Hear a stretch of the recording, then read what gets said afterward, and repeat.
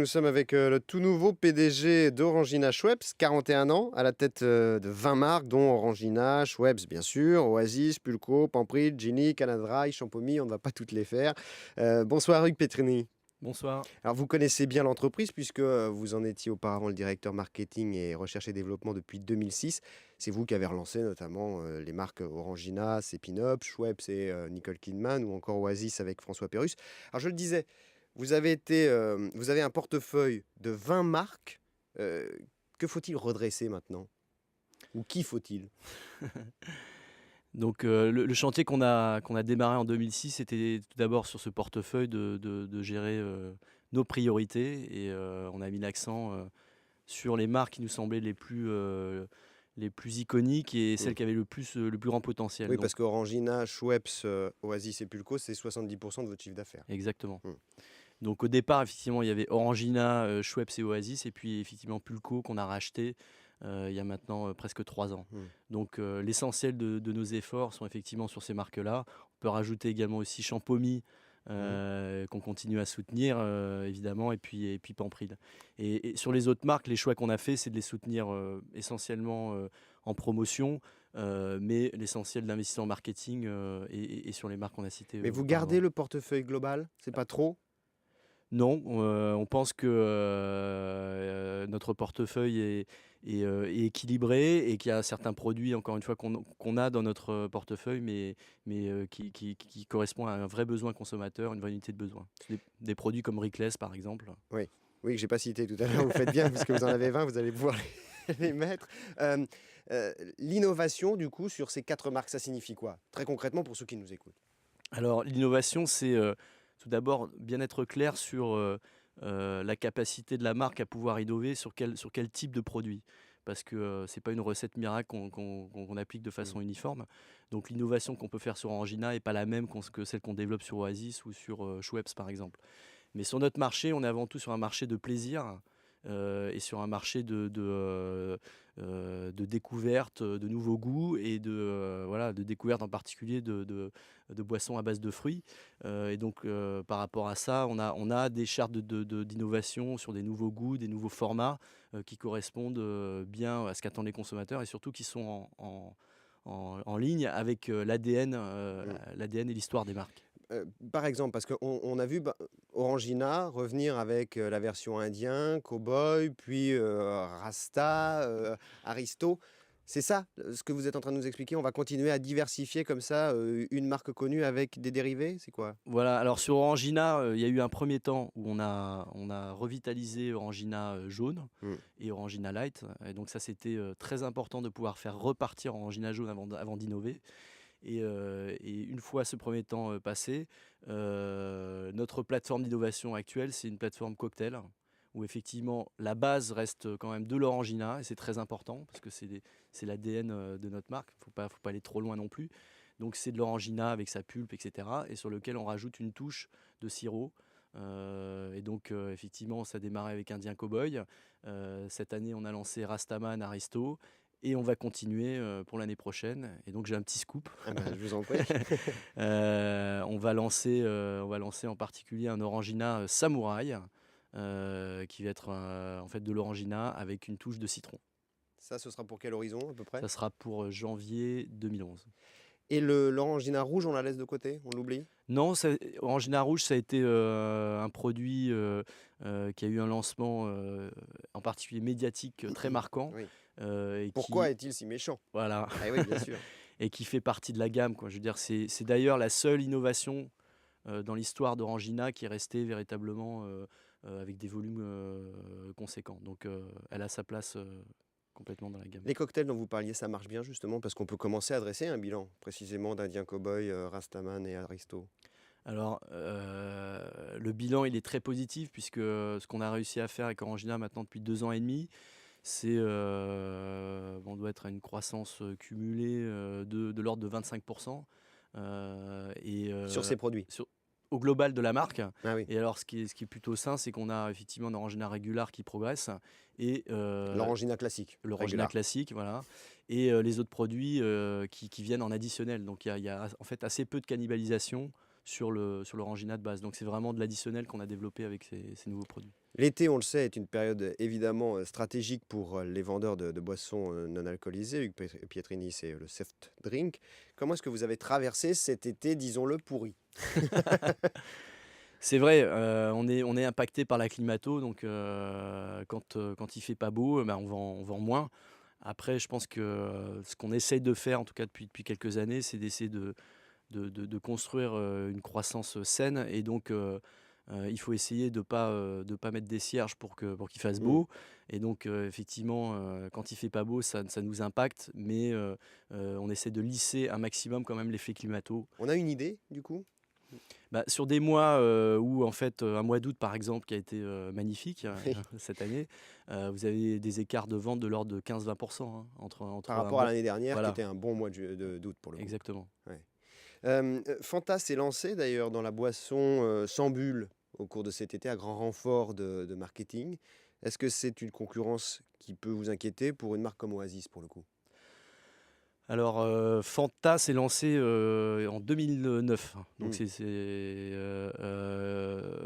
le côté positif, c'est que, sur les boissons aux fruits, il y a eu un vrai engouement. Et c'est vrai quand on regarde la croissance de cette catégorie, les boissons aux fruits, ont pratiquement eu le double de la croissance du marché. Et donc quand il y a d'autres intervenants qui viennent, investir sur ce segment, on prend ça d'un côté assez positif parce que ça c'est un peu plus de bruit sur ce segment. Donc Oui, ça c'est la concurrence ne nous fait pas peur, c'est un grand classique, non, mais là ça a développé le marché, c'est ce que vous nous dites, ou ça a quand même été rogner des parts de marché chez vous? ce que je peux vous dire, c'est que sur Oasis, là sur 2010, je vous donne un chiffre très concret, on est, sur des progressions volume de l'ordre de 8-9%, alors que le marché au global est de l'ordre de 4. Donc je dirais que, ça n'a pas freiné, la croissance, qu'on avait sur Oasis. Voilà. Orangina, bien entendu, Hugues Pietrini a connu de nombreux actionnaires au cours de ces dernières années, des frictions sociales, on s'en souvient, ça a été presque un feuilleton. Vous appartenez maintenant à un groupe japonais, Suntory, qui est notamment spécialisé dans la bière, le vin, et globalement les boissons alcoolisées. Est-ce qu'on peut imaginer déjà des synergies, c'est-à-dire des ambitions dans ce secteur de l'alcool pour, Orangina qui serait la base arrière de Suntory, en Europe de l'Ouest et en France? Alors le groupe Suntory, comme vous le mentionnez, en fait, est présent dans pratiquement toutes les catégories liquides.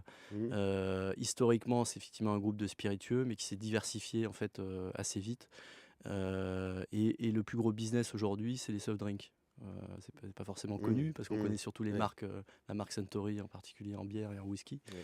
Mais les soft drinks, c'est et le business, je dirais, le plus important aujourd'hui et le business d'avenir.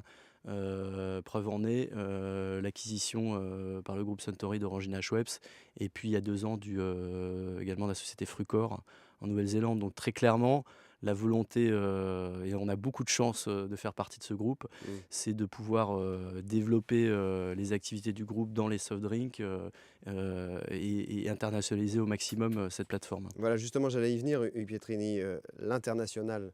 Parce que, quoi qu'on dise, Orangina Schweppes, ça reste quand même très localisé, très local comme marque. Vous allez vous développer à l'international un peu plus grâce à cet actionnaire aussi?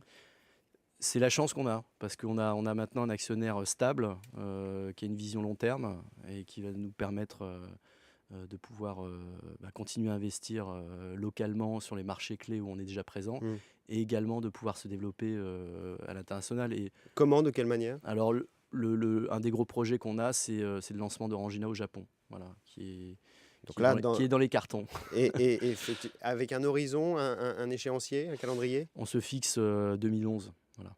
Mais il reste encore, on veut être sûr d'avoir le bon mix et voilà, la bonne plateforme marketing pour Là, lancer la marque. là, pour le coup, a priori, l'actionnaire connaît le marché. Absolument. On a vu revenir le sujet des marges arrière dernièrement, parce que Leclerc a versé 23 millions d'euros de ristournes indues, en tout cas, a été condamné pour ça, et théoriquement 28 fournisseurs devaient se partager cette somme. La plupart indiquent qu'ils n'ont pas du tout réclamé leur dû. Nouvelle loi ou pas, LME, comme on dit, la loi de modernisation économique, on a l'impression que c'est toujours l'omerta, toujours le même bras de fer et avantage aux grands distributeurs. Vous, votre sentiment? Bah, le sentiment, c'est que, tout ce qui est, je dirais, relations, commerciales, il y a une partie qui est toujours un petit peu compliquée, et qui peut être conflictuelle. Mais nous, notre agenda, c'est de développer, la croissance de la catégorie, des soft drinks au global et la croissance des boissons aux fruits. Et donc, le cœur du débat pour nous avec nos partenaires distributeurs, c'est ça. Parce que Heu, 70% de vos ventes se font en grande surface. Absolument. Oui. Donc, ce qu'on essaie de construire avec la grande distribution, c'est, de pouvoir dynamiser, continuer à Mm. dynamiser cette catégorie et continuer la success story, Ouais. pas seulement d'ailleurs de nos marques, mais des soft drinks en général. Parce que vous avez le sentiment d'être pieds et poings liés ou qu'il y a justement un partenariat sans trop de langue de bois. Parce que sinon, je peux vous dire, votre réponse, c'est un partenariat gagnant-gagnant. Mais réellement, dans cette relation, 7 distributeurs, 20 000 fournisseurs. Non, mais je pense que, ce qu'il faut, nous notre credo, c'est de développer nos marques, et je pense qu'il faut faire notre métier. Notre métier, c'est de développer cette relation émotionnelle, développer la pénétration de nos marques, faire que nos marques soient des produits incontournables et désirés des consommateurs. Mm.